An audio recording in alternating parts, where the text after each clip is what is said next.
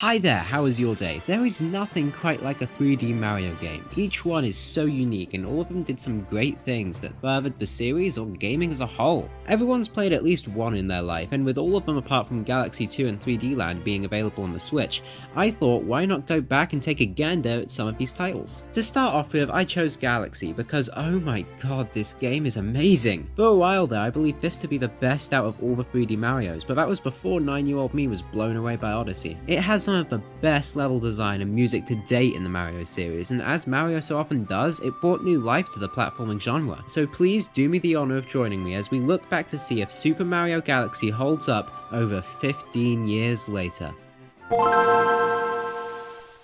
Okay, let's address it. The story in Super Mario Galaxy is just as bad as any other Mario game. I constantly see people talk up the game's story, but it's just the same thing! Peach gets kidnapped, only now the cutscenes are much fancier. And while yes, these cutscenes are infinitely better than any cutscenes that appeared before in Mario games, that just means the visuals have improved, not the story. However, that's not to say there is no good story here, as you can actually learn the backstory of the then new, now classic Mario character Rosalina. And if I'm being honest, I absolutely adore this. The way that it's illustrated and written like those books your teacher used to read to you is so sweet and calming, but that doesn't change the fact that the main story of this game is just as piss poor as they come. 4 out of 10, and that's only as high as it is because of Rosalina's backstory.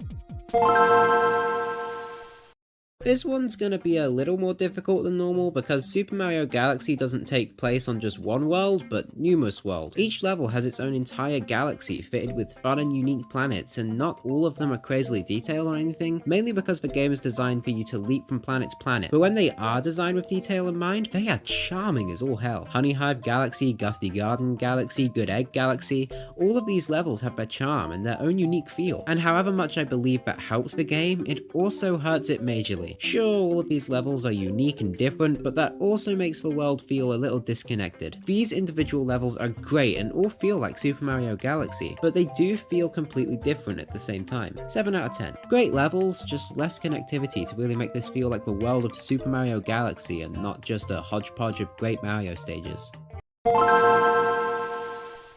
Where do I start? This is one of the best Mario games as far as controls go. The controls are buttery smooth as most 3D Marios are, however on the original Wii version you would have to shake the Wii remote to activate Mario's spin. Luckily we have the All-Stars version now, which completely fixes that and assures a new generation will grow up knowing the best controlling version of this game. It was a limited release. Why? Yup, with a 3D All-Stars version of the game, the spin attack is also mapped to the Y button, making the game much more accessible and also much more comfortable. It was never the biggest problem, but it was a bit of an annoyance from time to time, so to have this is just a nice option. And as far as Mario's moveset goes, my god, this is clean! You have the jump, triple jump, wall jump, backflip, side flip, all the 3D Mario moves you'd expect. But the star of the show here is the spin. Shaking the controller or pressing Y in the All-Stars version will allow you to spin, and this might just be one of my favourite 3D gimmicks. Blood, spin jump, cappy. It is so clean to take out an enemy with, and if you ever mess up a jump, it is so easy to fix now. This is one of my favourite 3D Mario movesets. It's simple and to the point. You want to know what else is simple?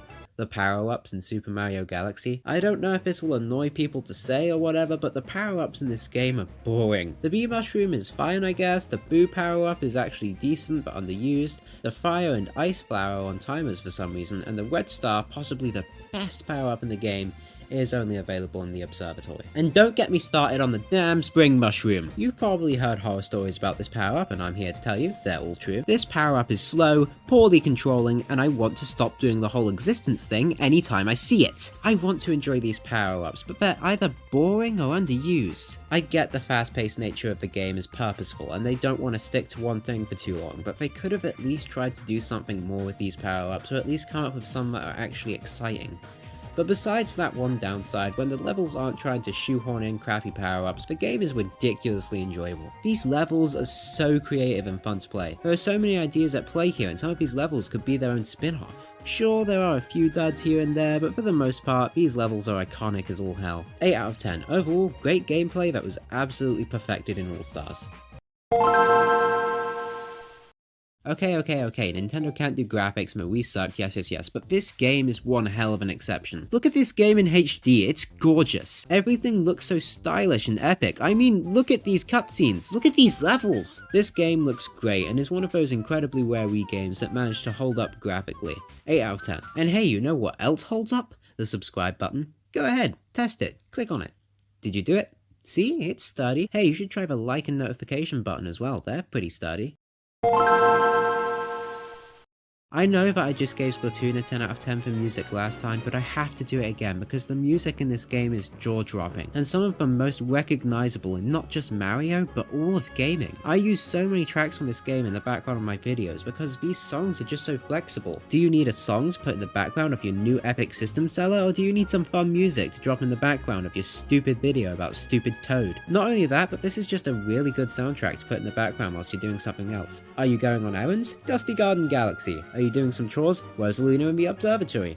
Doing a murder? Beach Bowl Galaxy. This soundtrack doesn't have a single dull or bad track in it, and I know that this is the second time in a row, but this game deserves a 10 out of 10 in music, okay? And if you disagree, jog on, it's my channel.